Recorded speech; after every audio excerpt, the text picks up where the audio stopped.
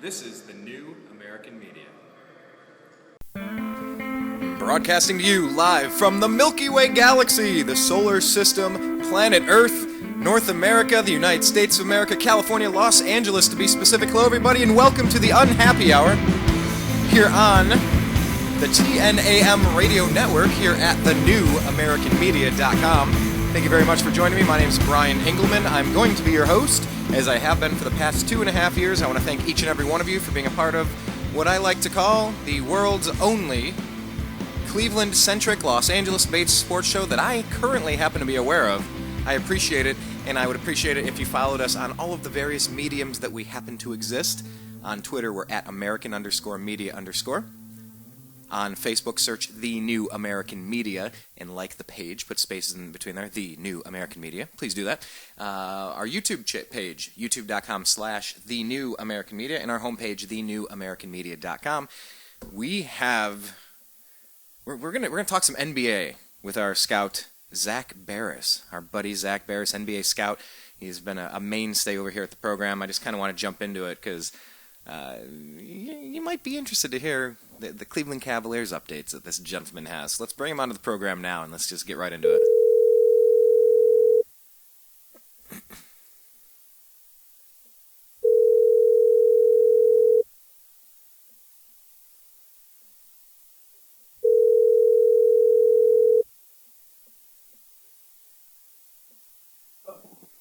Zach, you're live on the air, sir. How you doing today? Feels good to be back. Wait, hold on. Feels good to be back on the air, or are you back in Los Angeles? Or are you back in Cleveland? I wish I was back in Los Angeles right now. That's fair enough. It's good to have you back. I got to wait a couple more weeks to get back to LA, so hopefully it'll be sooner than later. No, absolutely. By the way, if you're not following Zach, he's definitely always tweeting. I'm trying to remember the last few things we've tweeted out that you've sent out. I'm not remember if it was Buckeye stuff or if it was Cleveland Browns stuff on our 3-game winning streak. I don't know. I haven't been tweeting a lot of the Browns right now because I've been at most of the games this year, so I haven't. I made that my goal when I was coming back to the Midwest. You know, that I figured out that I got to go to some Browns games. So, and with being in the stadium, it's hard to tweet. So, it's too difficult. So I haven't been tweeting a lot about the Browns like during the game. No, that's fine. I'm a little jealous of that. I'd like to be a part of this. The Cleveland Browns don't play west of the Mississippi this year. I was thinking about going and taking in a game. I got to go see the Cal fiasco against the Ohio State Buckeyes. Kansas City is west of the Mississippi. Oh, you're going to bust my balls on the air, bro? You're going to do that? All right, barely, whatever the case may be. Yeah, I'm looking at Kansas City on the... All right, fine, technically... All right, thank you, Zach. Well, anyway, I'm not going to Kansas City. That's damn near going back to Ohio anyway. But, yeah, I've been fortunate. I've gone to, like, an Oakland Raider game. You know, it's just a few-hour drive. No big deal. They're not playing San Diego this year. They're not... Anyway, that being the case. But make sure you're following Zach. He's not going to tweet much from the Browns games, but he will about sports in between. He's at Z Baris. That's Z, B-A-R-I-S. Zach, welcome back to the program. We haven't talked pretty much since, I think it was probably the draft. Wouldn't it have been the draft after the... Yeah, I believe it was around the draft, yeah. Well, man, it's good to hear... A little after. It is good to hear your voice again. And, I don't know if we just want to kind of jump right into... The main information, the main story, because, we're here to talk Cleveland Cavaliers and all things NBA, so let me just open it up to you. Where do you feel like starting? Because the season... we can start by talking about the Cavs, Andrew Bynum. I have a source within the Cavaliers organization. I'm not going to mention any names, but Bynum's target date right now is, I believe it's December 1st is his target return date. I don't think it's been announced, but that's from what my source told me, who's very high up in the Cavs organization. That's what I've gotten from them. In December 1st. So explain the injury he's coming back from and the likelihood that he's going to be productive when he gets it. He's coming back from a knee injury. He hurt himself bowling, about just over a year ago. And he didn't, obviously, I don't exactly know what his rehab was like. I'm not going to go and speculate and say that he didn't care or he didn't try because it's not my position to do it, and I wasn't there watching him 24 hours a day. Right. So I can't speculate on that. But, from what I've heard, I just don't know if he took his rehab too seriously. But the Cavaliers, no matter what, they made out excellent in this deal. Even if he doesn't play, okay, so he's done in January for $6 million if he doesn't see the court. And the Cavaliers have very, very little tied up in this deal. If, he turns out to be a bust this year, they lose $6 million. Big deal. Not a big deal. Turns out has a great year. You're getting the second or third best center in the league for $12 million a year for 2 seasons. Yeah, that's not bad. And, obviously he's going to be used he's going to be used as a tool to lure back LeBron James, and I'm going to get to this point right now. I have an inside source I spoke with earlier this week. Again, I can't mention any names, but let's just put it this way, very well regarded. And basically, from what I understood, is that he basically indicated to me that he gave, and this is a kid not from Cleveland. So, I just want to state that first. So the kid is not a Cavs fan. He's not a homer. He's not pipe dreaming or just wishful thinking. No, and thinking. I don't know why I'm calling him a kid, but this gentleman, this human being. I mean, I still feel like a kid, and I'm 20. I'm almost 26, so that's why I still say it. Fair enough. But basically, from what I heard this week, earlier this week, I remember I called you earlier in the week to let you know to see if you still want to do the show. Basically, he's given me an indication that LeBron James plans on returning to the Cleveland Cavaliers from everything he's heard. And basically, this is coming from another NBA player. And that's all I can say is this. Basically, I mean, I wish I could give more information on it, but I just can't. Well, no, and you're right. Absolutely. We're not asking for that, but I will say we did speak off air, and we kind of went into some. There were two numbers that jumped out to me. Let me get to those. 60% and 99%. I'm not sure if you know exactly what I'm referring to with the likelihood that the Cavs organization and or the source is confident of LeBron James returning. But those two numbers stayed with me when we talked a couple of days ago. The 60% was from someone within the Cavaliers organization who said that. That was the 60% number. And now that would be that the Cleveland Cavaliers organization is 60%. No, this is this particular person in the Cavaliers organization. Gotcha. I'm not saying their organization is 60% confident. This is one particular person who is, let's just put it this way, he's high up on the staff of the Cleveland Cavaliers. We'll put it that way. Yep. I've known him, I've known him for a few years, go a while back, but let's just put it that way. And so they're just above the 50-50, kind of like leaning toward, hey, I really think this is a possibility coming from this source. Yeah, and when I was discussing with someone the other day, someone who basically I deal with CBS Sports when I do a show on CBS Sports. Yeah, promote the show real quick. Where's that show? I do a show, The Sports Verdict, on CBS Sports. It's every Tuesday. You can get it online. It's also on CBS Sports Network on occasion. But it's filmed every Tuesday, and it's just basically it's a short little 5-10 minute segment. But nice. It's every Tuesday from 1 p.m. It usually goes on. I don't know what time it goes on in the afternoon because we tape and film a few takes, so I don't know. But it's usually just when they're doing their general sports, and they throw it on there. But gotcha. From what I got the other day is this person who's very, very highly regarded. It's not necessarily, and I was talking with him off air afterwards, and he basically indicated to me that Kyrie Irving and a lot of other NBA players believe LeBron has a good chance, but this person has indicated to me that he believes there's a 99% chance LeBron comes back to the Cleveland Cavaliers, is what he said to me. And I fully trust this kid's opinion. I have no reason to doubt him. He hasn't been wrong. Everything he says has basically been on point. So, take it for what it is, take it for what it's worth. But, this is what I was told. Because there was a lot of speculation, Zach, that prior to the super team forming down in the Miami area down there, that Dwayne Wade, LeBron James, and Chris Bosh had this planned out for a while. Is it possible that certain players on the Cavs have been talking with LeBron James directly? I think if it is certain players on the Cavs, I don't think it's more than 1 to 2. Let's put it that way. Yeah, I doubt they're talking to the 11th man or something, but yeah, some of the key players. Let's put it this way. I mean, you can put the puzzle pieces together on the players he talks to on the Cavs on a regular basis. I'd probably put that at 2 players. Gotcha. Okay. Well, let's put it that way. But he basically, from what I understood, is he's given the indication that he would be probably coming back to Cleveland next year.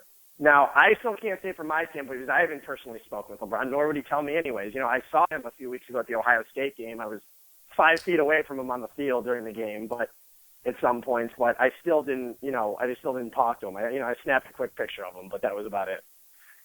And, basically, even it started to go in NBA circles now that even the national media is getting to it now, and it's just, Cleveland fans are going to deal with it for a year now. Now Miami knows how they're going to deal with it. I fully believe, too, if LeBron was intent on staying in Miami, that he would have just said it by now. I plan on staying with the Heat long term. Let's see how this year plays out, but I totally plan on re-upping with the Heat. He's not even discussing his 2014 free agency. This is almost identical what he did at Cleveland, by not committing to the Cavs back in 2010. Right. It's almost identical. Yeah, I remember that final season when everyone was speculating, and I remember I think it was the Bulls in the playoffs, and he just got his MVP trophy, and I just imagined, like, in my head, he acknowledges the crowd, gets his MVP trophy, the best team in the league in the regular season, best record, home court advantage. I just had this scene played out in my head where someone was going to bring a table over right when he got the MVP. He was going to sign his contract extension, and it was just going to be, the crowd was going to go crazy, and it was just going to be steamrolling to a championship. Of course, that never happened. I feel so stupid now looking back on it, because I used to defend. I was also a college student at the time. I just graduated college when, right before he announced his decision. So, and at the time, I'm sitting there going, I'm defending LeBron, I'm defending Cleveland. Go, oh, they're going to get him back. Don't worry. He's just doing this to let this play out. He's going to re-sign with the Cavs. And now I look back and I go, wow, I was stupid. If he was really just going to commit to the Cavs, he would have done it. Right.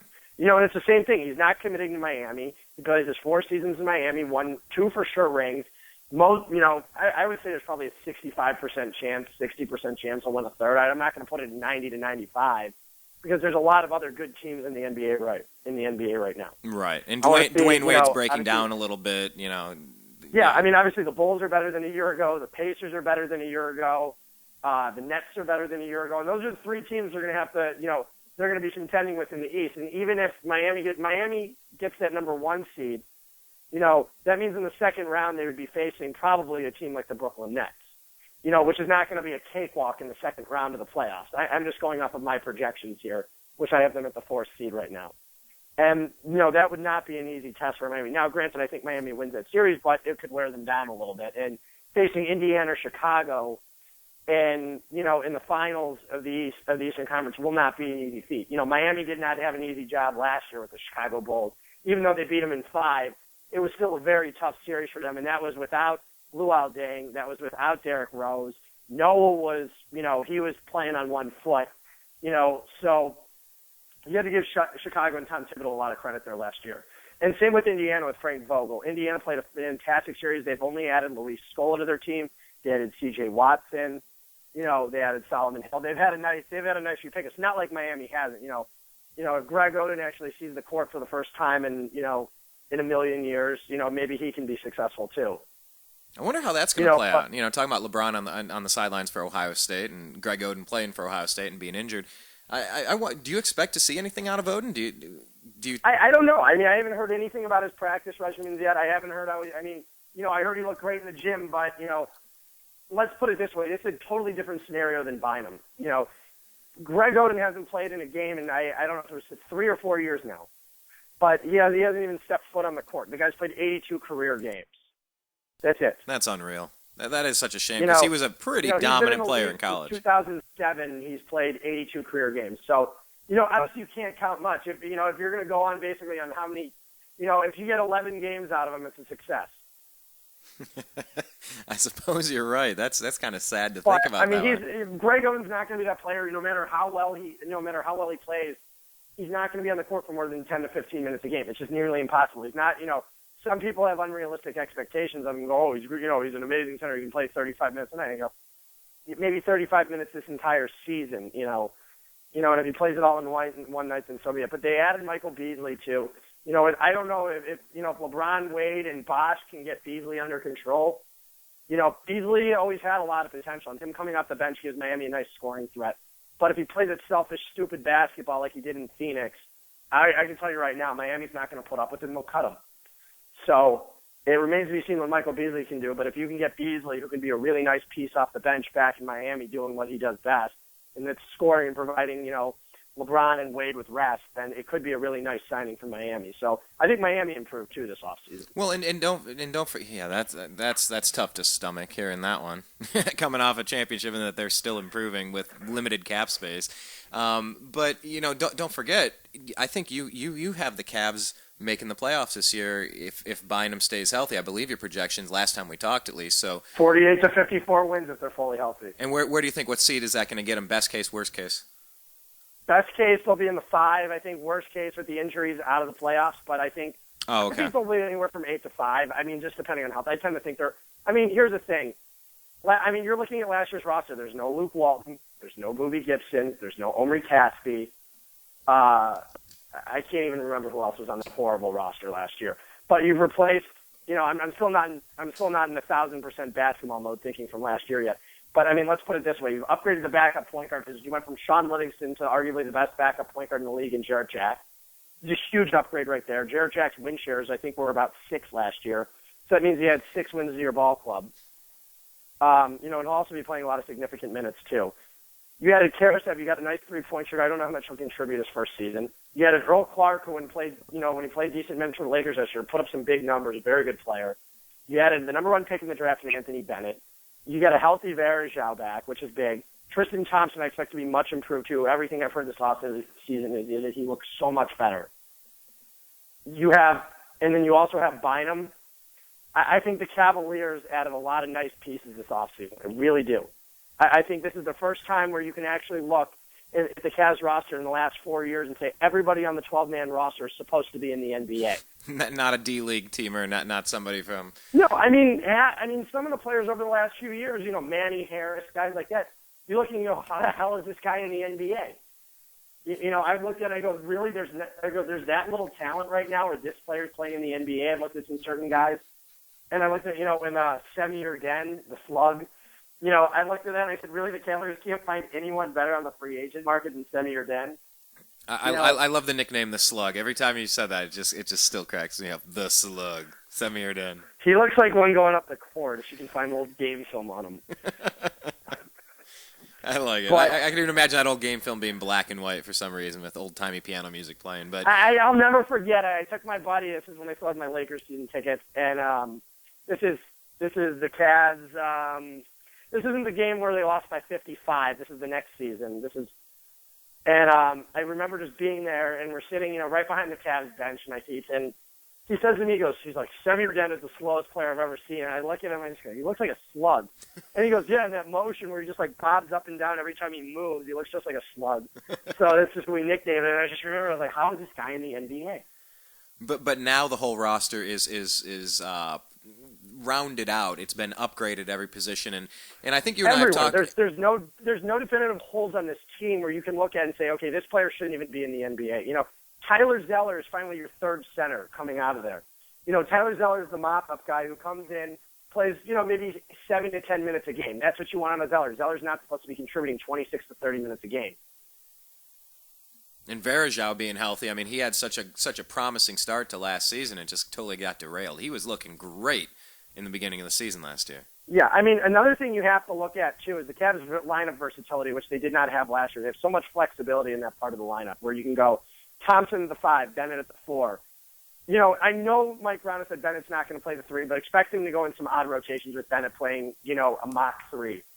So basically it'd be a hybrid 3, kind of stretching the floor. So you would allow him to play the 3 sometimes, and then you can go with your bigger lineup of, if for defense, Bynum and Varejao. And Earl Clark, because Earl Clark's real, he's a big guy. Or you can have Bennett in there. I just don't know if Bennett's athletic enough to defend the 3. It depends who you're going against. But most likely you'd want Earl Clark or Alonzo G in there.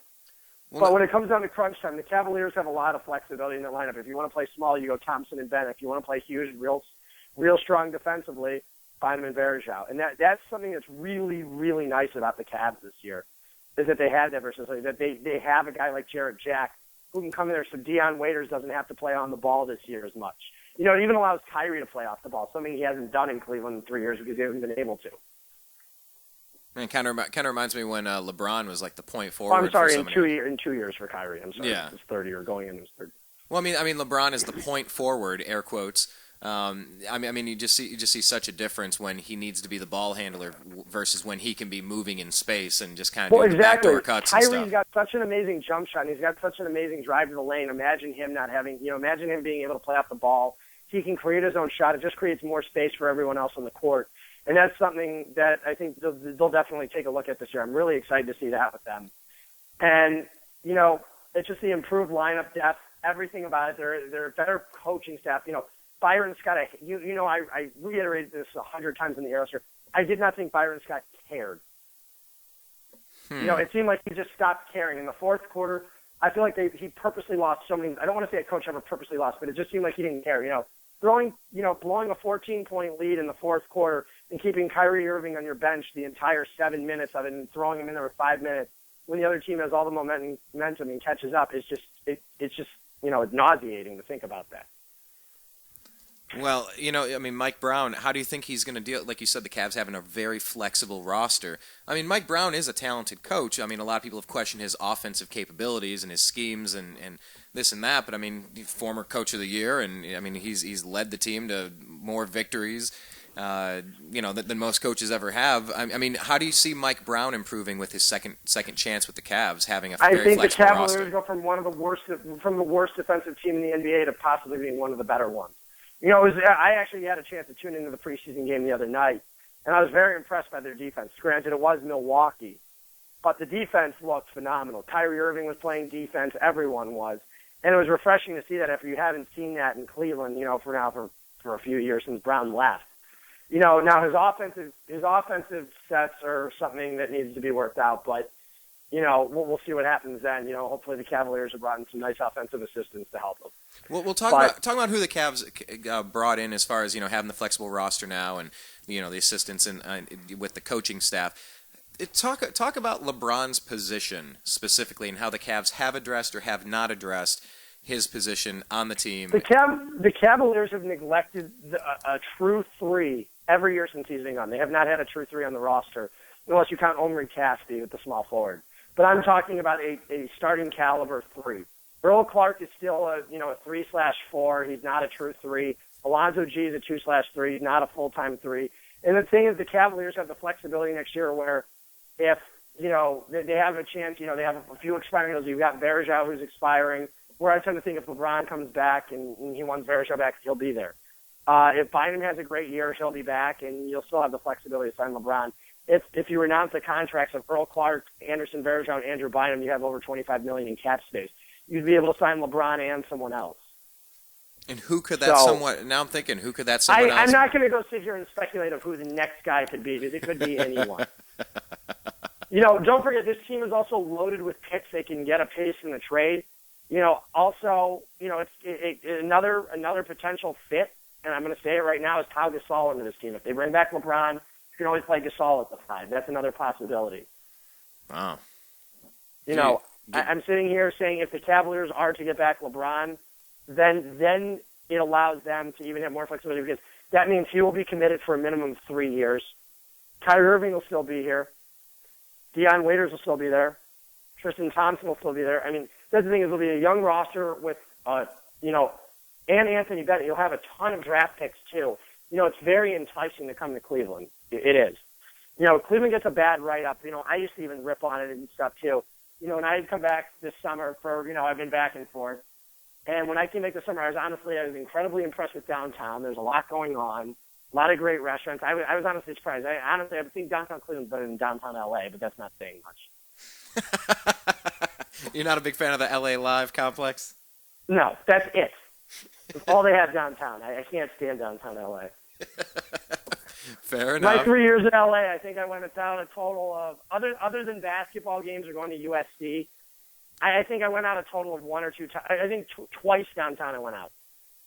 Yeah, I haven't spent a lot of time there. It's usually been for Lakers games, Clipper games, concerts and stuff. You go down there for that, but really it's kind of a little island in the middle of LA. It's not really Hollywood was my scene. I also did the Santa Monica thing, and sometimes West Hollywood, but mainly Hollywood is the main scene in LA. But getting back to Cleveland's not as bad as everyone thinks. I've even heard one of the guys in the front office is actually a friend of mine. We were out a couple weeks ago in Cleveland. He goes, I was like, so what do you think of Cleveland? He goes, dude, honestly, I don't understand with all the hate. He goes, I really don't understand it. He's like, he just got hired this year, and he's been with a couple other, big organizations in the NBA. And he even said to me, he goes, I don't understand the hate. He goes, I really don't. He goes, I love this city. He goes, great food, vibrant nightlife. I was surprised myself too. Zach, have you been to the Great Lakes Brewing Company yet? I have. Yeah. Have you taken the tour?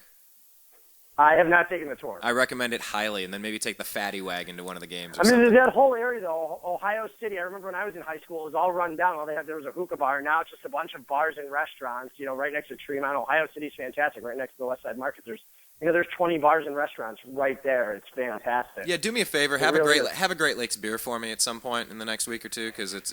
I will. Maybe I'll mail you out one. I always ask my parents to mail them out, so I'd have to come home on Thanksgiving and take them back. Okay, here's what I need. I need some Great Lakes and some Stadium Mustard. There are 2 versions of Stadium Mustard. I will accept. Yes. You want the ballpark or the stadium? I said I will accept both of them, the Bertmans and the ballpark. I will accept both brands, because that's something you can't get in LA either. No. No, I get that too. Well, I was reading an article the other day. I think it's funny. Everybody used to talk up the Dodger dogs, and I went to a lot of Dodger games, and I remember I was like, these things stink. Nobody has the balls to say these things are terrible. And then finally, there was an article the other day that said, just get rid of the. I think it was in the LA Times. It said, just get rid of the Dodger dogs already. These things are terrible. The quality of them is just terrible. Well, I would much rather, Magic Johnson, he's leaving. Magic is leaving the broadcasting booth to spend more time with the Dodgers. Maybe he can find a good dog. He's leaving because of a clash with Bill Simmons. There's a power struggle with Bill Simmons, and that's why he's leaving to go to the Dodgers. Oh, I like this. Now I'm here. Okay, this is tell me the real story, because the press release was totally different. No, as far as I know, it was basically a power struggle with Bill Simmons. Okay. Is what I understand it was. This is what I've heard. This is basically what I can say. Well, the Indians aren't going to be making it to the World Series. I was hoping I could go see a Dodgers-Indians World Series game, but that obviously wasn't in the cards. I was hoping for the same thing. I needed a reason to go back to L.A. sooner than later. So, like I said, when I got a little bit of free time, it was, I thought it would work out perfectly. I was rooting for the Dodgers. I'm still rooting for the Dodgers, but. I got to say, I'm pulling for the Dodgers. I was hoping to see the Bucks. I was hoping to see, Pittsburgh. I can't root for. I was very happy that Pittsburgh got in, but I can't root for Pittsburgh. I can't. It's not their football team. I can't root for the Pittsburgh football team. It's still Pittsburgh. I've got cousins who are from Pittsburgh, the cockiest Steeler fans, and nothing has been making me happier than watch the Steelers at 0-4 at this point of the season just stink. Who'd have thought? Steelers and Giants winless. I go. And now you know how it feels to be a Browns fan, and multiply that by 14, and then you know what it feels to be a Browns fan. By 14, that's a very specific number there. I'd like to see your calculus to come up with 14. But it's called 1999 to 2013. All right, I go back. That's like they multiply that by 14. I go back to 1964. I'll go back way more than 14. I would love to see the Browns just get in the playoffs this year. I'd love to see the amount of fans in our fan base just increase, and how many of those bandwagon Steeler fans out in L.A. who I met going, I see him wearing a Steelers. Oh, you're from Pittsburgh? No, I'm from Mississippi. I go, how'd you become a Steelers fan? Well, I was born in the 70s, and they were a great team. I've heard that so much. You're a Steelers fan. Oh, I've heard that so much. I hate front runners, and that's the worst part about L.A. is you have, it's like people like, oh, I'm from Orlando, but I'm a huge Steelers fan. I'm a Packers fan from Texas. Now, I will say I did adopt the Packers when the Browns left, because they're owned by the shareholders, which are the city, the citizens of the community. They're never going to move the team ever, and I latched onto them and got to celebrate a championship, vicariously through Brett Favre after the Browns were stolen back in the day. But yeah, without having a reason to be a fan from a place, it's just you watch the fair weather, the bandwagon fans, and it really is depressing just to think about. I stick to my Indians, Browns, and Buckeyes and Cavs.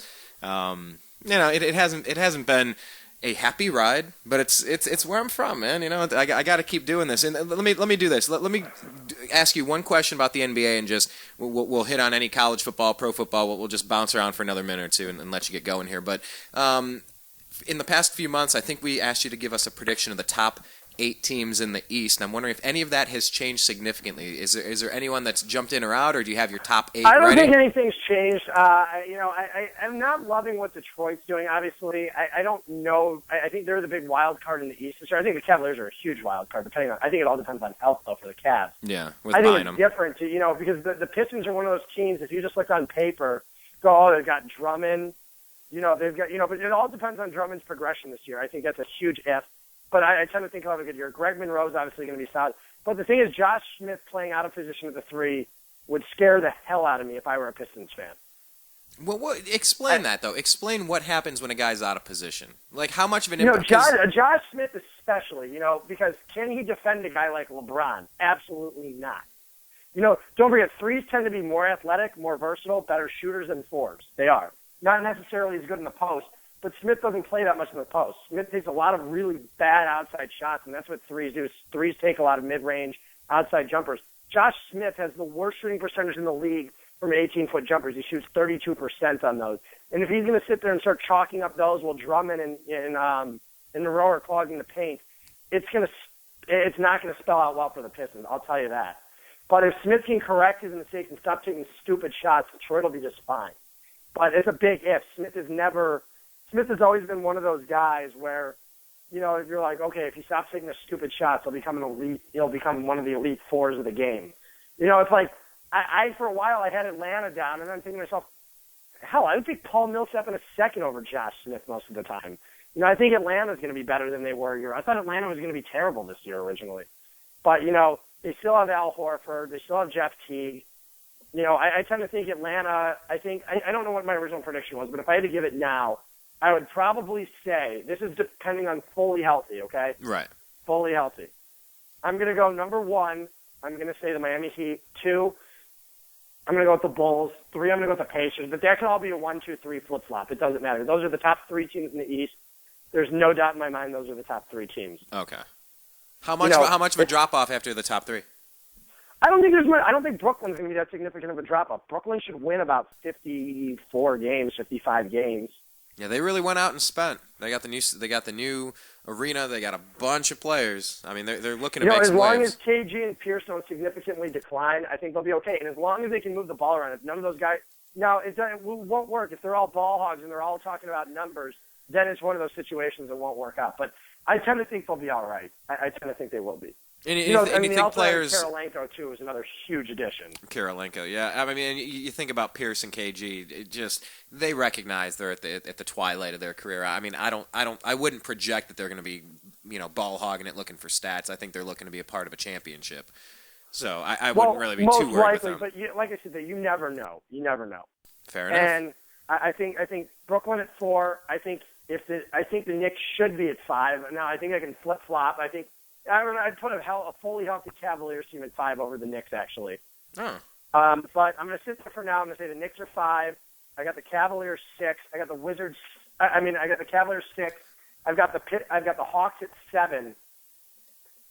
And then I've got the Wizards 8. So, yeah, my top 8 has changed. So it's Cavs, Hawks, Wizards. All right. And I've got the Pistons out of there, the Raptors out of there. Now, I think the Raptors are one of those teams this year that I'm not saying they're going to be good, but if they don't trade Rudy Gay, I think they're going to be just fine. They'll probably be in that 35 to 38 win mark with Rudy Gay. You know, but they still have Kyle Lowry, they have Jonas Valanciunas. You know, they have some nice pieces in there. You know, I think Bargnani was a bad fit for them to begin with, and I don't know how much better he's going to be in New York. I've never been a Bargnani fan. I don't like that he doesn't play defense. And how can you be 7 feet tall and average 3 rebounds a game? That doesn't make much sense at all. At all. I mean, he's a terrible defensive player, and imagine him in New York going against, you know, Birdman would even clobber him defensively. You know, I mean, that's the thing, is he can shut him down. That's right. Miami will beat New York in 4, maybe 5. You know, I think that Brooklyn, Brook Lopez isn't an amazing defensive player. He's a better offensive player. But, I mean, that's the thing, is Lopez would dominate Bargnani. That's the thing, is all these guys, East now has a lot of good centers. Andre Drummond. You know, you've got Nene. You've got Andrew Bynum. You've got Anderson Varejao.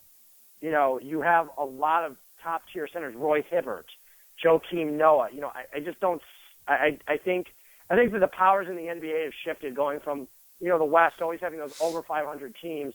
The East, I think you'll finally see all 8 teams above 500 this year.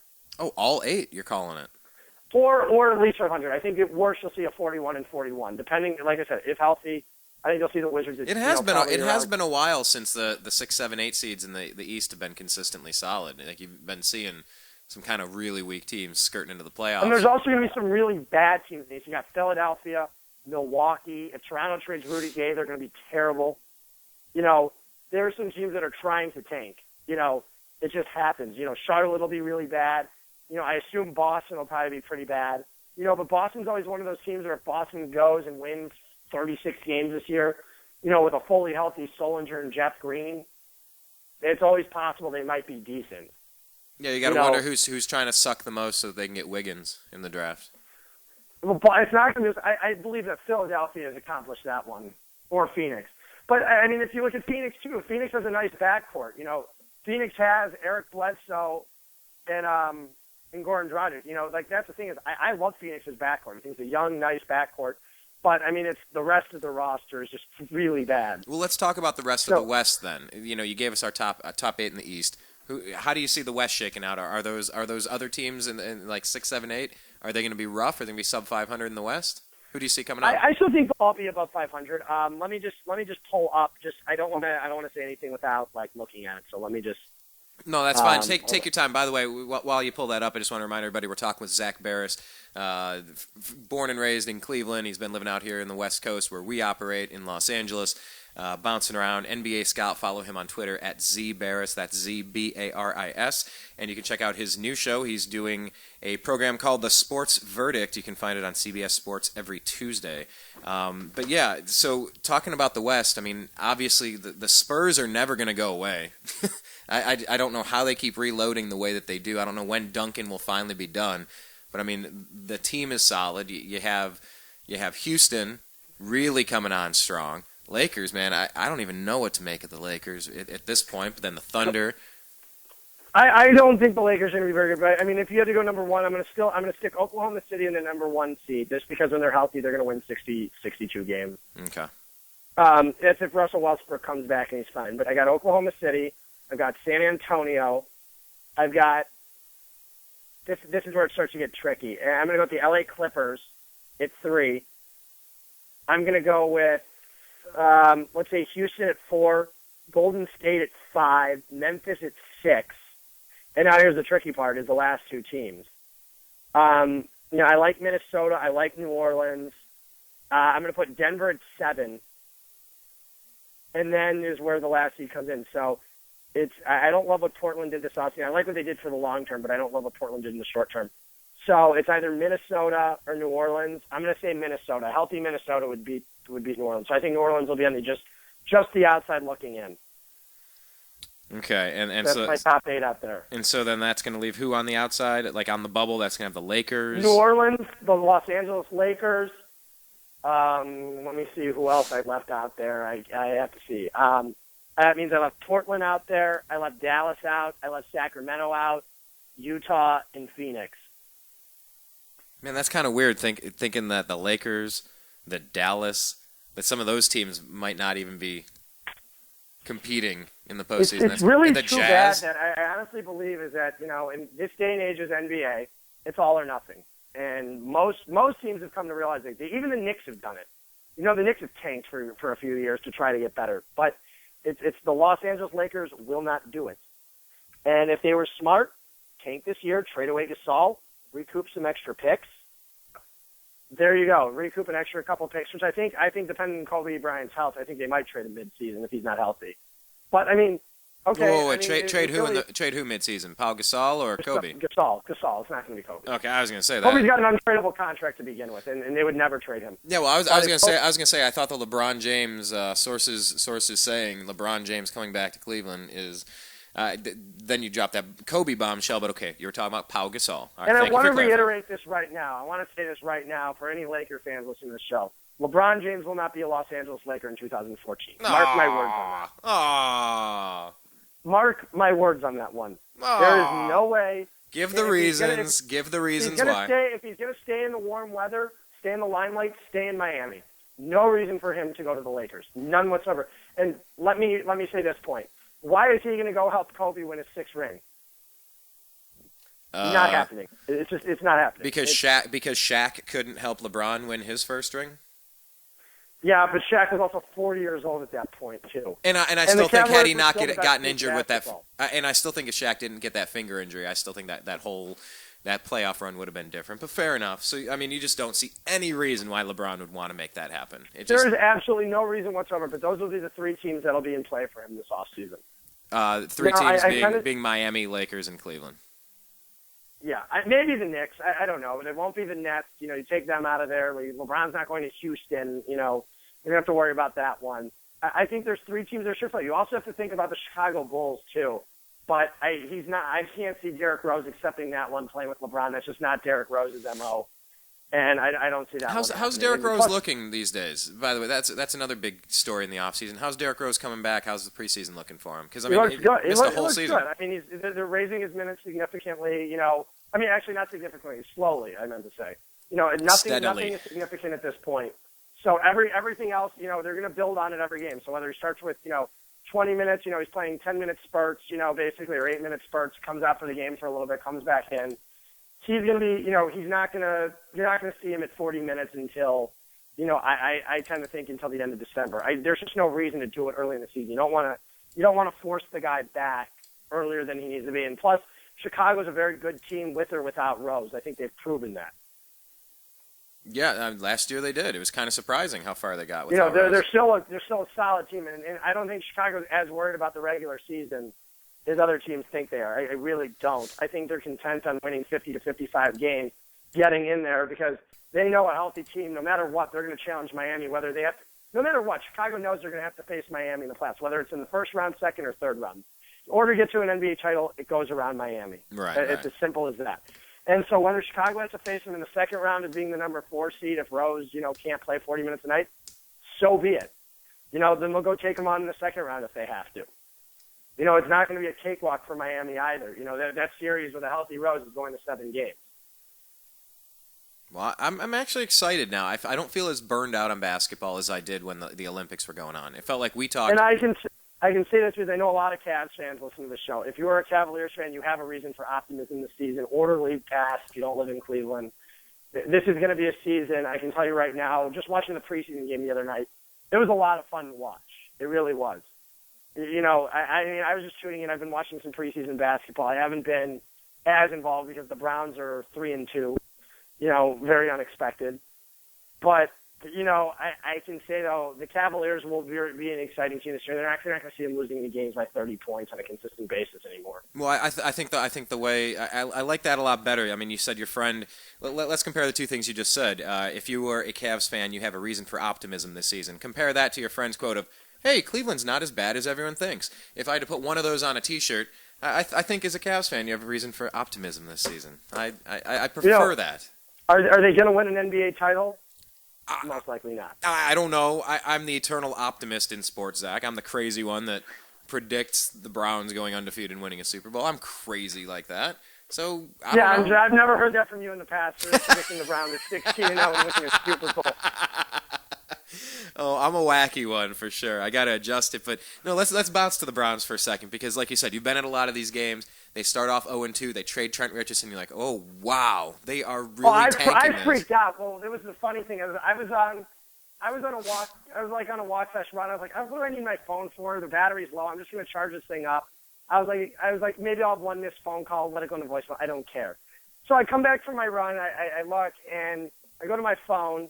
And it's like, you have 8 missed calls, 50 text messages. And I was like, what the hell happened? Something with the Pope or the President? I was like, someone must have died. And I go, and all I see is every text message I read, Browns traded Richardson, WTF. What the hell? Browns traded Richardson. Is this a joke? Browns traded Richardson. Are you serious? Richardson traded the Colts. And I was like, okay. I was like, none of these friends that are texting me all know each other, so this obviously isn't a joke. Right. And I was like, you got to be kidding me. I was like, and I'm sitting there, and this is as if a woman from the Cleveland Browns had just contacted me earlier that day, telling me, going, come down, I want to sell you Browns season tickets. And I'm like, you know what? I'll buy them. I'm thinking to myself, I was like, you know what the hell? I was like, may as well use them. I can go to a lot of games this year. It's cheaper, And I'm thinking to myself, after the Richardson trade, I was like, wait, tickets are going to be dirt cheap. I was like, I don't need season tickets for the Browns. They're going to be 0-16 this year. Yeah, you'll have girls, Boy Scouts and Girl Scouts selling them on the corner. Like, my dad doesn't. Can anyone buy? Exactly. It was like the least interesting ticket in town compared to the LeBron James with the Cavs. I was watching the Vikings game, and I was like, oh my God. I was like, I cannot believe this. I was like, because I was around a Vikings fan earlier in the week, just a coworker of mine, and he's sitting there talking about how the Vikings are going to go dominate the Browns, how he's putting all of his money on the spread for the Vikings to win. And I even said, I was like, I think that's the smartest bet you'll ever make. I predicted 21-3. I see him on Monday, and he just goes, so, He's like, congratulations. I was like, I'm not even going to rub it in. Like, I was like, I'm not. Like, I'll let you. I was like, how much you bet on the game? He's like, a couple $100.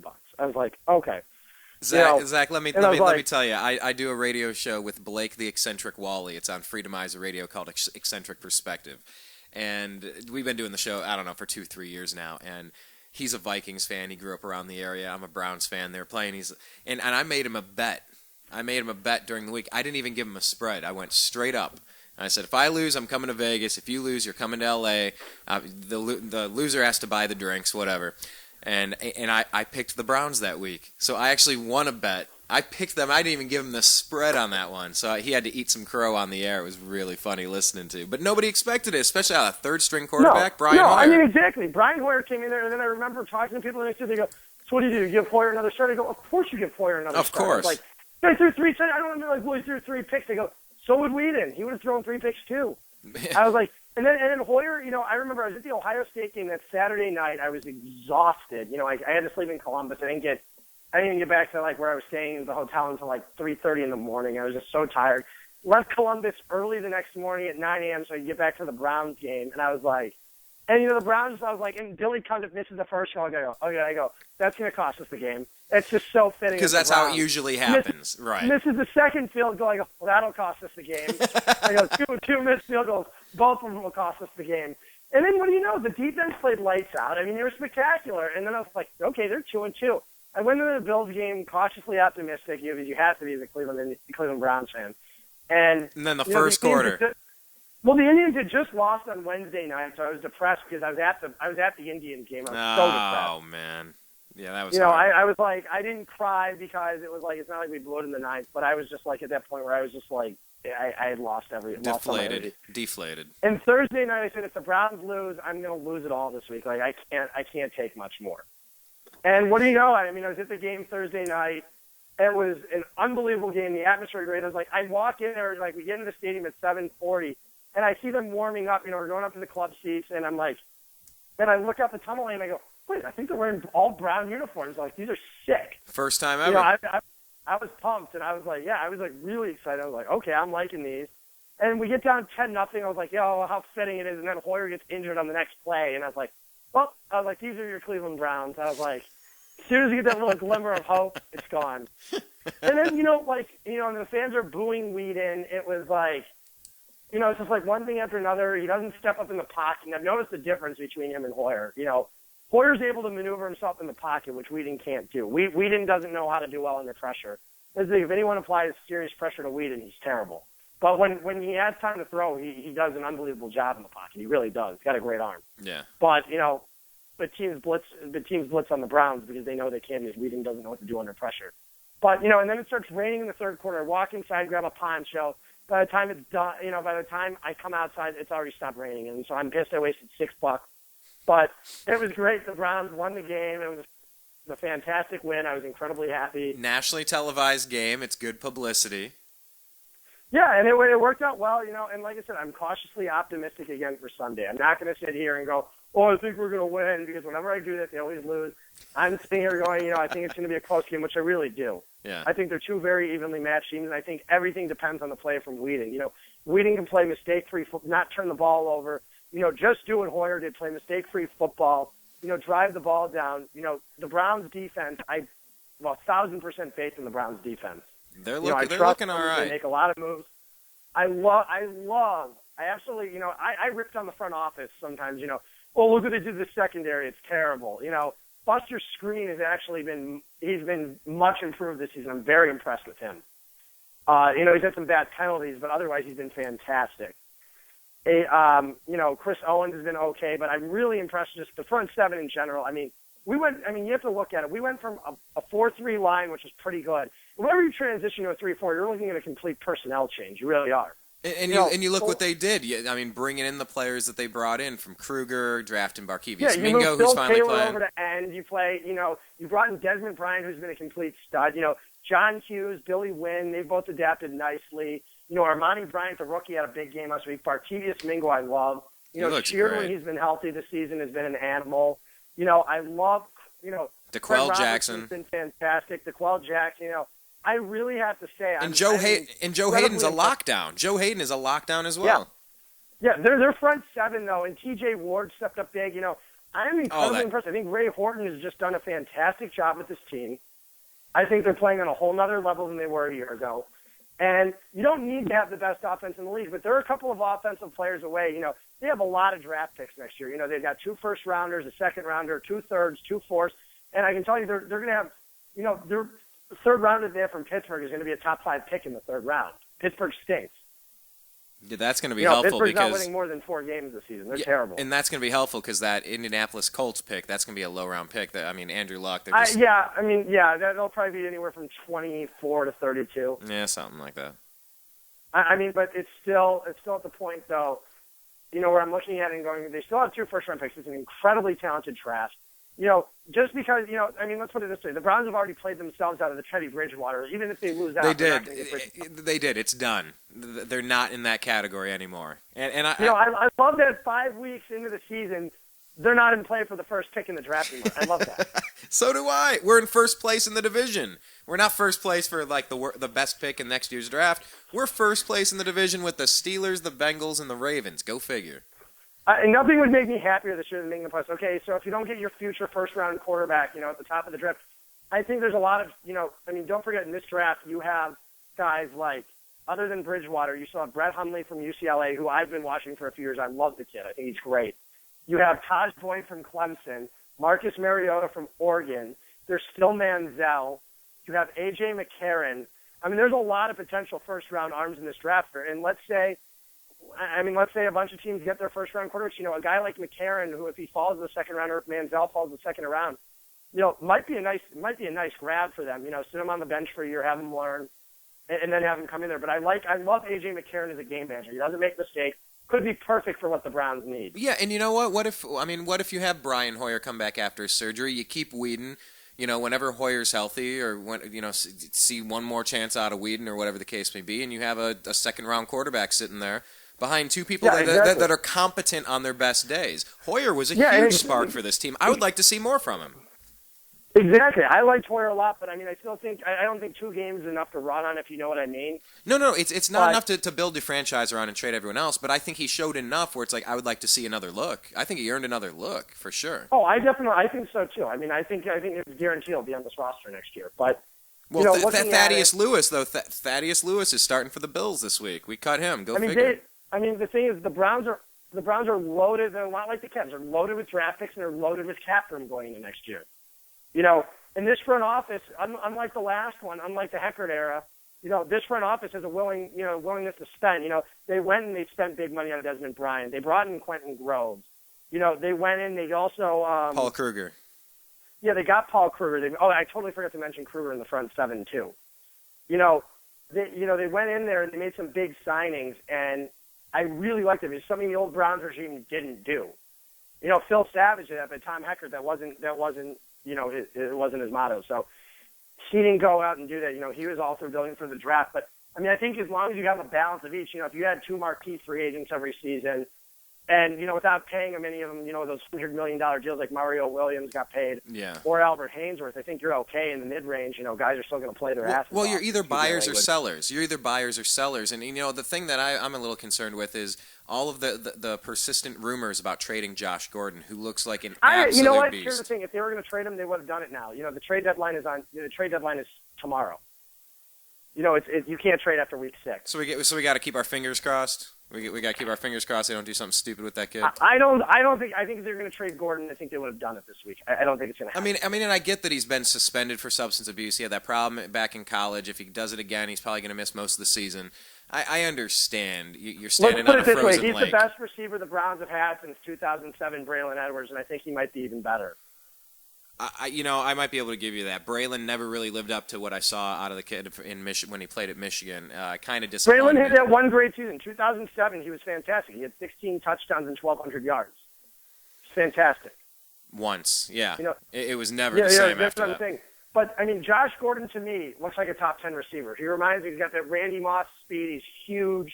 He's 6'3". He's a big guy. He literally towers over all the guys. And I just remember when he came back, they're doing end arounds with him. He's catching flips in the backfield, and he's doing crossing patterns. He's doing fly routes. I'm just going, this is a Jerry Rice kind of receiver. This is a game-changing wide receiver.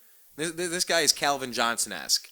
Exactly. It was reminding me a lot of Randy Moss back in the day. I remember watching it. I said, he reminds me exactly of Randy Moss. And, to me, to trade that guy, to trade that talent, I don't care how, what his off-the-field problems are. But to trade that for a second-round pick, you're not going to recoup that in the draft. I'm telling you right now. You're going to get a Greg Little type, maybe even a Mike Wallace, but that's still nowhere near a Josh Gordon talent. And that's what I'm trying to get at, is Josh Gordon is a top 10 talent in this league. Without the problems, he'd be worth a top 5, top 10 pick. Oh, absolutely. People kill to have a 22-year-old receiver that's one of the best in the league, that's already more polished than most other receivers that are 25, 26. He's looking great. And talk a little bit about Travis Benjamin. I mean, we're not really missing Josh Cribbs. I can tell you, I've heard, most people in Cleveland now, I seem to have forgotten this name, Josh Cribbs. Yeah, exactly. No disrespect to Josh Cribbs. I've loved Josh Cribbs, of course. It's just, this is a compliment saying that someone as great as Josh Cribbs, he's lost a step or two in the past couple of years, but Cribbs is older. It happens. But exactly. Cribbs in his heyday was the best return in the game. There's no doubt about it. Hands down, of course. He could single-handedly take over games. But Travis Benjamin, he was on Numbers Never Lie today. I caught him on ESPN. This reminds me 179 return yards. Nobody's done that since Eric Metcalf. Returns, he reminds me a lot of Hester. Right. He does. Reminds me a lot of Hester, and I love that in him. I love that the Browns. I still remember what he did at Ohio State a few years ago at the shoe, and he had those 2 touchdowns, one on the punt return, one on the kick return against Ohio State. At Ohio State, it was the only reason why Ohio State only won by 2 touchdowns. Ohio State would have won by 4 or 5 if it wasn't for him. Travis Benjamin's the real deal. He had a huge game. So I really like what I'm seeing out of the Browns this year. Now, it doesn't mean it'll, translate to long-term, but I think they have a lot of nice young pieces built for long-term success, especially on the defensive side of the ball. And you had a decent running back, and imagine, right now they're high on Ben Tate after the season. Imagine if you go out and you get Ben Tate from the Texans, and you sign a decent receiver. This is the Banner thing. Banner likes to sign free agent. Go out there. Let's say you wind up with Ben Tate and Victor Cruz. Those are your 2 free agent pickups. You draft an O-lineman in the first round. You draft someone in the secondary if you can't get your quarterback. And if you have to, go in there with Brian Hoyer, or let's say you take a second-round pick on a guy, maybe Manziel if he's there in the second round, or A.J. McCarron. And suddenly, I think McCarron would be a perfect fit, but he's a good game manager. He can make the big throw. I really like McCarron. I think he'd be a perfect fit for the Browns, and especially if you've got Gordon or Cruz, Devon Best, Jordan Cameron, Ben Tate in your backfield, and having Dion Lewis back, and drafting another offensive lineman like a guard, I think the Browns would be a really dominant football team. Oh, yeah, absolutely. And I could even see him picking up a good running back in the 3rd round, using one of those 3rd or 4th round picks on somebody a little later. This is the first time I've seen the Browns go without 15 gaping holes out of, the 22 starters. I'll give you that. You're absolutely right. They still have some holes. You still have a hole at corner. Guard. I actually like what Gibson's doing at safety, but you don't have many holes on the defense. You might have 1 or 2. But you move screen back to the nickel, and you take a corner in the first round. Suddenly you plug that hole up. That's one of the few holes. There's no holes on the front 7, I'll tell you that. I want to see a guard on the offensive line, though. We got to get a stud there. Well, that's what I'm saying. Get a guard. Don't forget, Jason Kingston still isn't healthy, and Sean Laval's played 1 game since he's been back. So let's see how the offensive line rebounds with a healthy Pinkston in a couple weeks. I think that's a big key there, is because Greco hasn't played like he did last season. Greco was much better last season. But I really like what I saw to Laval the other night. He looked good. And, Mitchell Schwartz seems like he's starting to get it together. But maybe the Browns need another tackle. That might be the thing is, Mitchell Schwartz might not be the answer at right tackle. Yeah, that would be depressing if that's the case, because he was kind of coming on last year like, hey, look, we maybe got someone. Maybe we didn't. Well, yeah, he finished the year really nicely last year. I was like, we got one of the really good right tackles in football this year. And then, he's given up a lot of picks. But, it doesn't mean it doesn't translate well. It also might be, Whedon couldn't get out of the pocket. That could be something too. But, yeah, because Whedon looked like he was. I'm sorry, I'm stepping over you there, but I was just saying Whedon looked like he was standing at the bottom of an avalanche rolling down the mountain those first 2 games. Hoyer comes in, the line was blocking totally different. Maybe that's because Hoyer's getting rid of the ball a lot quicker, but it looked like a totally different offensive line from week 2 to week 3. Well, it's the same thing with Peyton Manning. Peyton Manning can play in the front of a high school offensive line. He's going to look great because he gets rid of the ball so quickly. That's why he never gets sick. Peyton Manning gets sacked like 15 times a year because his release is so fast. It's the same thing with Hoyer. He's got that quick release, and when you have a quick release, if you hold the ball for 4.8 seconds like Whedon does to 2.5 for Brian Hoyer, or whatever it was, 2.8 for Hoyer, it's a 2-second difference. It's 1/1000, 2/1000. If you ever played football in the backyard, you weren't allowed to blitz until 5-1,000. It makes a huge difference. But of course in backyard football you would say 1,000, 2,000, 3,000, 5, and then you're running in. Of course. Yeah, but I'm saying though at the same time though, it's it's definitely you're not going to get sacked nearly as much. I mean, how many sacks happens within the first 2 seconds of a throw? Very few. But when they're sitting there 4 seconds, I mean, imagine a defensive end running around. He's got a lot more time to create, to make his move. A swat and swim, a bull rush, a twist, a turn, a spin move. I played defensive end, absolutely. Give me a couple seconds back there. I can do something. Just give me an extra second or two. Absolutely. Yeah, exactly. And that's what a lot of defensive ends will tell you. They'll say, give me an extra second or two, and I'll be able to get to the quarterback. And so, and especially it seemed like the Browns. The Browns, who create a ton of pressure. Brandon Weeden would struggle mightily against the Browns' defense. Yeah. I also believe, too, is I know, I don't know if we're pressed for time, but another thing I believe, too, is that one of the reasons I think Buster Skrine has looked so much better this year is the Browns' defense is getting a lot of pressure on the quarterback and not giving them a lot of time to get comfortable throwing the pocket. I think that's been a huge thing this year. I agree. I think agree that's completely. Why everybody in the secondary is better. I think Gibson's looked great. I think T.J. Ward has really come on. I think everyone is better because of the front seven applying so much pressure. And part of that's the new Ray Horton scheme on top of it, doing a little bit more of the Blitzburg stuff. Yeah, I mean, it's the Blitzburg defense, and it's like finally nice to see that we have this intense defense that teams are afraid of. Going out there, they're attacking the quarterback, and I believe that they'll get to Stafford on Sunday. If Calvin Johnson doesn't play, I think it's going to be a long day for the Detroit offense. I think so too. What is the status of Johnson right now? He was limited in practice today, questionable, and he very, very limited in practice, from what I understand. Probable, questionable, something like that. Questionable. He's questionable. Yeah, I'll take that to probable because that guy's a game changer for sure. But he's a game time decision, but he hasn't played. He hasn't had a full practice week, so. And it was the same thing last week, so I don't know if he doesn't play. He didn't participate in any drills, from what I understand today. He just did a little bit of light running, and obviously you don't want to leave your suit. You can't play an injured superstar. It's not good for him. You don't want to risk him tearing an ACL or blowing out his knee because of an injury. So you have to be very, very careful with that. And you're predicting a close game, but a Browns win? I'm not predicting any Browns win. I'm not predicting a Browns loss today. I don't want to even predict it. All right. Well, I'll go on the record. I will go ahead and predict a Browns win. I'll go. What do I want to say? How about 30? Yeah, I'll say 38-24. Brandon Weeden putting up 38 points. I'm telling you. I hope you're right. I really hope you're right. Hey, I'm not putting money on it. I'm just a little crazy that way. I love my Browns. What can I say? Let's wrap it up with the Buckeyes because they obviously have a bye week. Did you have a chance to catch the Northwestern game? Because I was watching it. I thought it was a hell of a game. I'm sorry? I almost had a heart attack. Oh, it was back and forth. It kind of, I don't know which game it exactly reminded me of, but it was a tennis match. It was touchdown this way, touchdown that way, touchdown this way, touchdown. Yes, it was a heart attack-inducing game, but I really walked away. It kind of reminds me of the Purdue game last year when Guyton came in. They were about to lose, and Guyton came in and won the game. Right. It just had that mentality to it, but at the same time, Ohio State's never played well at Northwestern on the road when Northwestern's a decent team. And I kept having flashbacks to 2004 when Zwick was the quarterback when Ohio State went in there as the number 6 team and just got romped. And I had that, because they were turning, when you turn over the ball out, you do not win football games. It just happens. Right. And it points to me Northwestern looked like the better football team that got out-coached.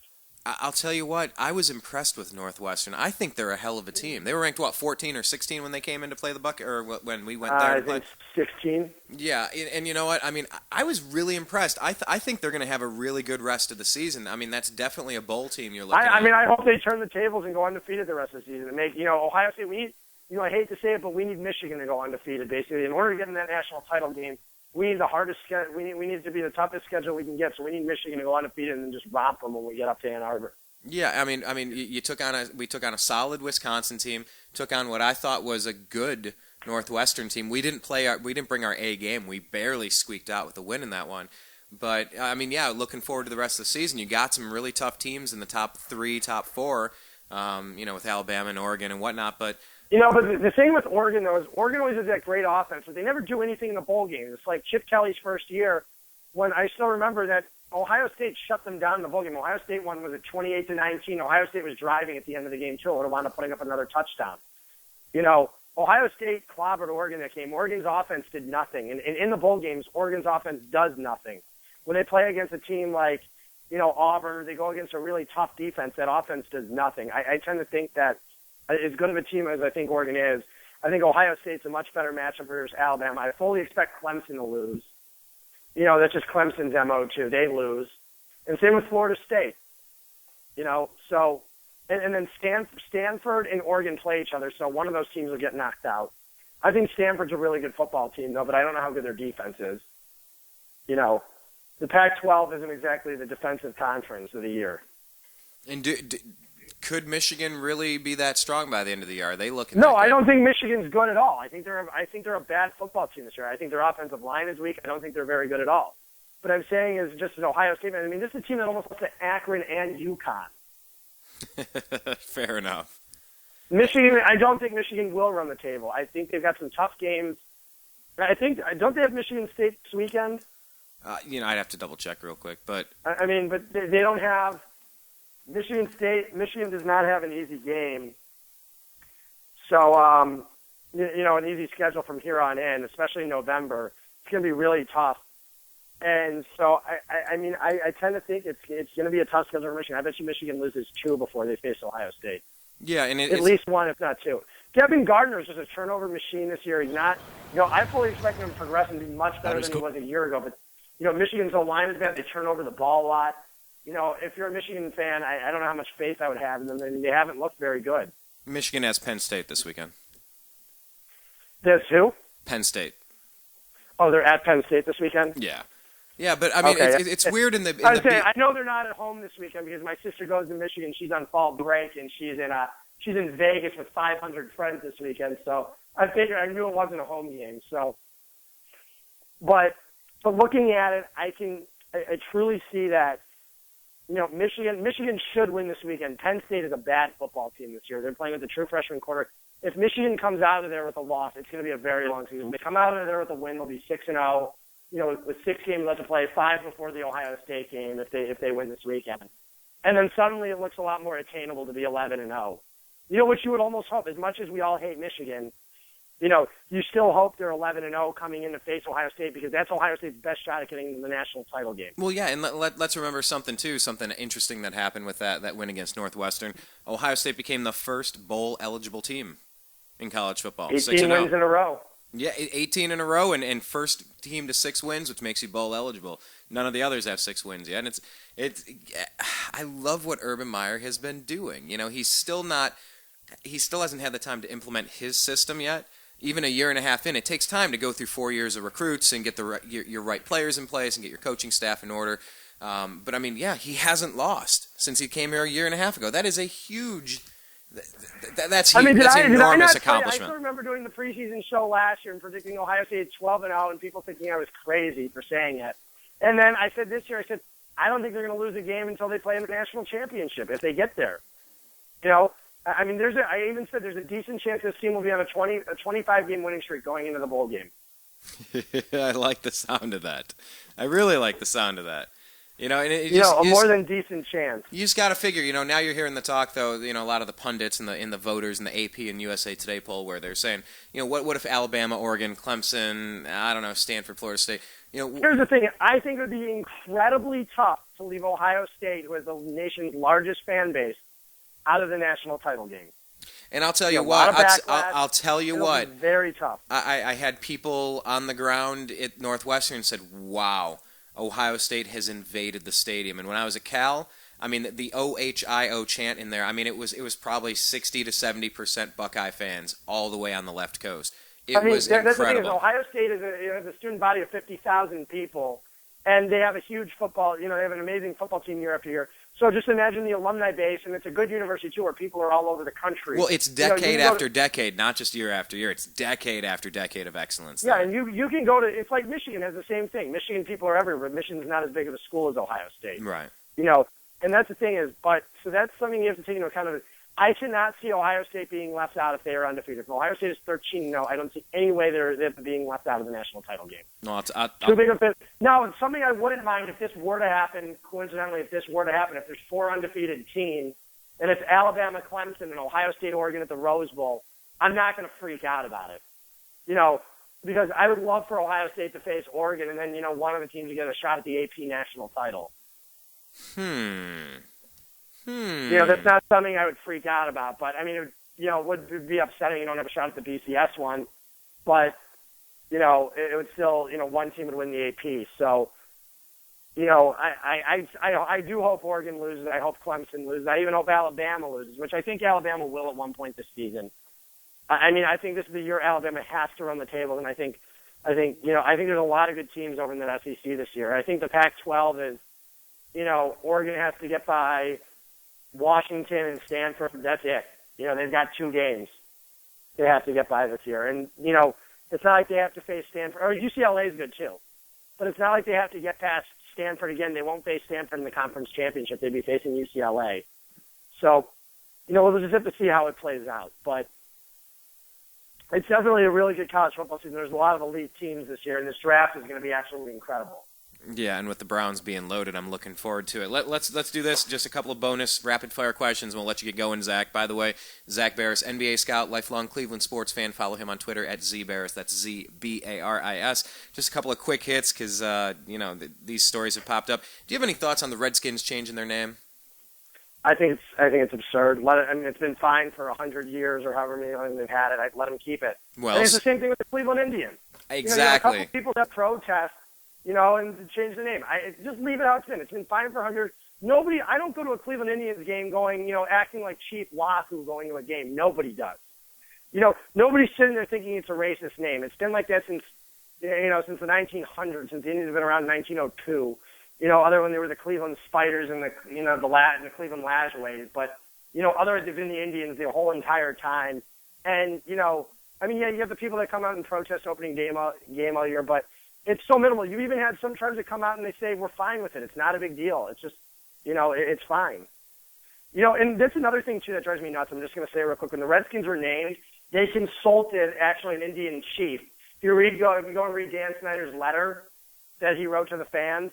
Go and read that and then think of it. I mean, I don't think it's intentionally racist. I really don't.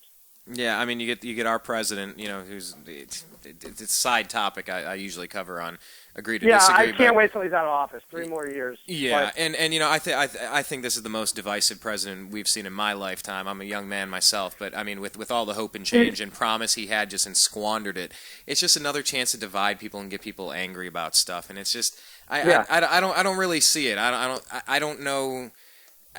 There's a national clamor to end this horribly racist thing. I don't necessarily view it that way. I just don't get why he needs to put himself out there and turn it political. It's not, I saw that it happened that the Chinese, that the Native Americans came out with going, the San Francisco Chinaman and the New York Jews. It's nothing like that. That would be, that's anti-Semitic and racist if it comes out like this. But don't forget the Redskins were named at, an Indian tribe collaborated with the name. It's not like they have a racist symbol. The Indian symbol's a little racist. I just get rid of the symbol. If I were the Indians at this point. And we call the Indians the tribe. And what's more of a tight-knit, scary thing to face in battle than a tribe of people that are one? I'm not saying get rid of the Indian's name, but if you're I'm even going to freak out of it.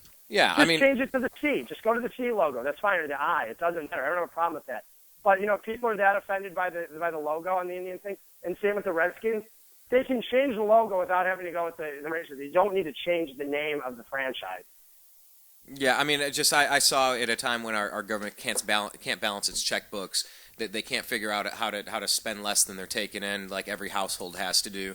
They're closing national parks and memorials, so Vietnam and World War II vets can't go see the memorials built for them. They're trying to punish the American people and closing oceans and national parks, and I'm like, really? And this president wants to come out and just claim to be so enlightened. To comment on the name. He's the president. It's not his job. He's got to worry about other things. This is what drives me nuts. I wish he would. This moron's getting involved in the BCS playoff. I'm sorry that I'm calling him a moron. I'm just thinking he's done a terrible job in office in his 5 years so far. He's been horrible. And getting in there, I'm not even going to keep getting into politics. I'm sorry. This is the first time I've even brought up politics on the show. It's just so infuriating. But he's at the point where he's commenting on, I think there should be a playoff in the BCS. Worry about what you have to do. Worry about your own agenda. And let the people in the NCAA and let people who are involved with sports worry about their own agenda. You're not a sports writer. You're not a columnist. You're the president of the United States. Do your job. let other people do their jobs. Like I said, I wish they could balance the checkbook. That's their job. They've never done it. I wish $8 trillion was the debt instead of $17 trillion now. It's like, don't lecture me on the BCS and about name changes if you can't even do your job. Don't start telling other people how to do their job. You can't even do your job, Mr. President. I agree completely. And I'm sorry for my rant, but it was no. I encourage that. Listen, I got it out of me. I did. I guess this is a landmark case because we'll talk off air, but I mean we try to stay mostly sports. But I mean really over here, like my political show is called Agree to Disagree. It's cool if we disagree with other people. They're not evil people if they disagree with me. Let's talk about it. I feel like it's so hard to have conversations these days. I encourage it, and I like to overlap sports with politics because hopefully somebody who's a sports fan can hear a little bit of politics, and a political person can get a little bit of sports, and we can all be brothers and sisters. Like I can talk to a Steelers fan who agrees with me politically, and I can talk to a Browns fan that's completely on the polar opposite of libertarian politics and liberty and freedom for all. It's cool. We need to be able to have more conversations without being demonized as XYZ. I encourage that type of stuff here. Absolutely, Zach. And final story then is just the tragedy coming out of the Minnesota Vikings, where Adrian Peterson's son has been killed. His 2-year-old boy. Did you have a chance to see that one? Do you have any thoughts on that? Yeah, I did. Actually, my friend's a reporter. I went to college with. She's a reporter actually in Sioux Falls, South Dakota. So I actually watched her little videos that she had. But I mean, it's a heartbreaking story. It really is. And it's child abuse is so sad. It's a shame it goes on in our country. I hate seeing it. It just really, it's something that people need to become more aware of. It's something that children can't fight for themselves, and it's a big problem. And it's really just sad to see it, especially, it's not like Adrien Peterson beat up his kid, the boyfriend, he wasn't even there, he couldn't stop it, he had no opportunity, and now you have a guy, who's he's been great for the NFL, he does a lot of charity work, is now without a son. Yeah, it's just sad to see. And apparently they've arrested this Joseph Robert Patterson on aggravated assault charges on Thursday. I'm sure they're going to add in murder into those now, too, but, yeah. It's just really sad and heartbreaking to see something like that happen. You wish you never have to see it. I hate reading stories like that. I hate reading stories about sad and animal abuse. It just, it's sad and I hate looking at it.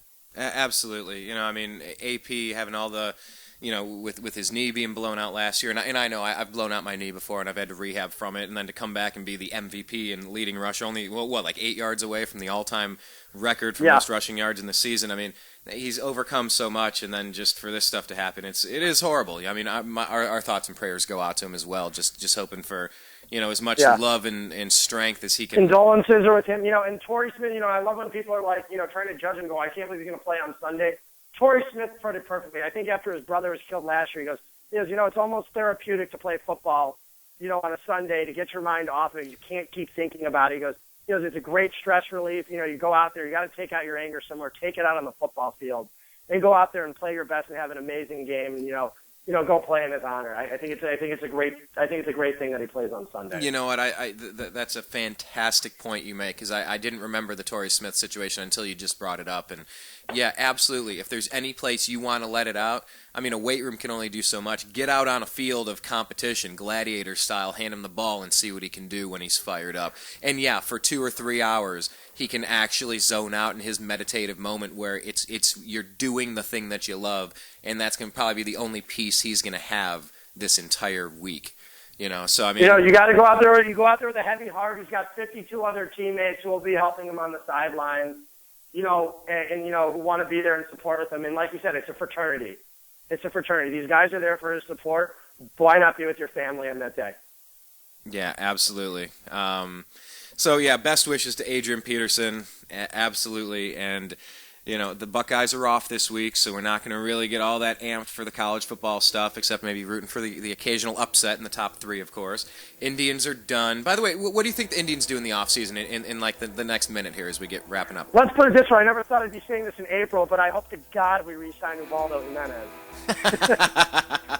I agree. He was playing for his contract the second half of the season, wasn't he? I would love them to bring in a shortstop or a third baseman, one of the two. Trade his Drew, we'll see what you can get for him. Go out there, basically at least retain Kazmir or Ubaldo. Bring in another piece in the bullpen. I think you'll be all right. I love what Mickey Callaway's done for this team as the pitching coach. And, Frank Conan's completely changed the culture in that locker room. So, got to give them a lot of credit. I was disappointed when they lost, but after, I didn't freak out, and I wasn't going crazy. I said, you know what? They had a fantastic year.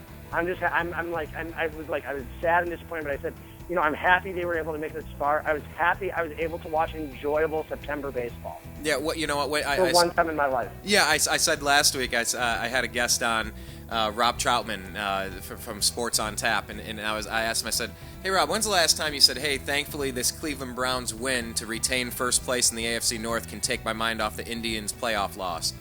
When's the last time we could say that? The Cleveland Browns' 3-game winning streak to stay atop the AFC North. 2007. That's been a long time, brother. That has been a long time. Yeah. I welcome it. I welcome it a lot, man. And I'll tell you what, I'm thankful to be talking with you again and getting back in the swing of things with the NBA. We're definitely. Well, it was great. Hopefully we can get on the show again more. When the season starts to roll around again. On a more consistent basis. Absolutely, always welcome. Always a good time, Zach. Once again, follow Zak Baris, lifelong Cleveland sports fan and NBA scout on Twitter. He's at ZBaris. That's ZBARIS. All right, Zach. Well, I'm going to release you, sir. I hope you have a great weekend. Have a Great Lakes beer for me. And like I said, next time you come out to LA, if you should happen to smuggle some stadium mustard. I will definitely take some on. It won't be too long. It should be sometime in the next couple months. So hopefully very soon. And I'll tell you, back in May, I tried to bring one back, but it was in my carry-on. They made me dump it out because it was liquid. The mustard was deemed liquid. You should have drank it. I thought about it, but it is kind of vinegary. I don't know if I could. Anyway, yeah. So it's got to be in the carry-on or on the on the checked luggage. But hey, man, we will talk soon, and I'm looking forward to this NBA season. I appreciate your time today, sir. You have a great weekend. All right, take care. All right, Bye. Peace. All right, everybody, that is Zak Baris. Good times. Man, I like having him on the program. It's always a lot of fun. And that's right. This is the first time I've got him to talk some politics. I certainly appreciate it. Coming up, we're going to have our Agree to Disagree program. I want to talk about this article, a couple of articles I found on Natural News about Bitcoin crashing 50% in one day. And I also want to follow up on this one. Enrolling in Obamacare allows the government to link your IP address with your name, social security number, bank accounts, and web surfing habits. I don't want that. I don't want the IRS in charge of enforcing this. I don't want to share my info with the government. I don't like it. So, hey, check out our homepage, thenewamericanmedia.com. Follow us on Twitter at American_media_. Search The New American Media with spaces on Facebook and like our page. And subscribe to youtube.com/The New American Media. I'm Brian Engelman. You've been listening to the TNAM Radio Network here at The New American Media. Special thanks to Zak Baris. And we're going to come back talking Agree to Disagree. Thank you so much. Peace.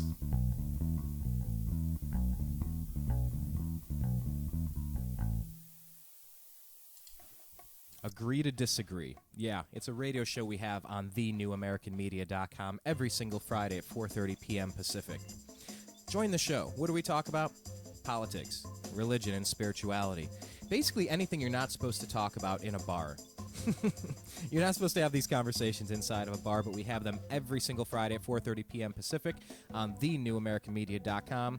Join the show, offer your opinion, and let's agree to disagree, but let's have a good conversation.